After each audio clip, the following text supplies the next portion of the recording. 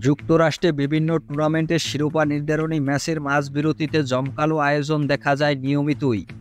এরই ধারাবাহিকতায় কোপা আমেরিকার ফাইনালের মাঝে হবে পপ তারকা শাকিরার গানের অনুষ্ঠান।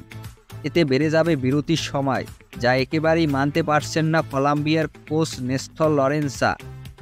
লাতিন আমেরিকান ফুটবলের অভিভাবক সংস্থা কনমেবল জানিয়েছে, কোপা আমেরিকার জমজমাট রীতি টানার লক্ষ্যে মাঠে উপস্থিত দর্শকদের জন্য শাকিরার গানের আয়োজন করেছে তারা।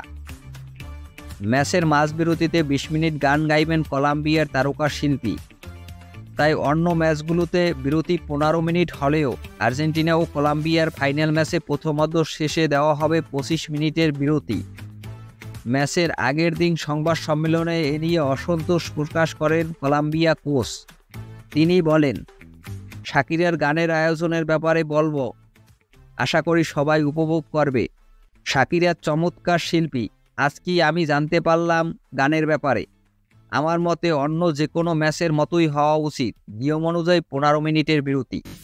টুর্নামেন্ট জুড়ে মাঝবিরতির ১৫ মিনিটের সীমা নিয়ে বেশ শক্ত অবস্থানেই ছিল কনমেবল। আর্জেন্টিনার লিওনেল স্কালোনি, উরুগুয়ের মার্সেলো বিয়েলসা সহ অন্তত ৪ কোচকে নিষিদ্ধ করা হয় এক ম্যাচ। পাশাপাশি ছিল আর্থিক জরিমানাও। এবার আয়োজকরা ফাইনালে বিরতির সময় বাড়িয়ে দেওয়ায় সেই শাস্তির কথাও মনে করিয়ে দেন লরেন্সা।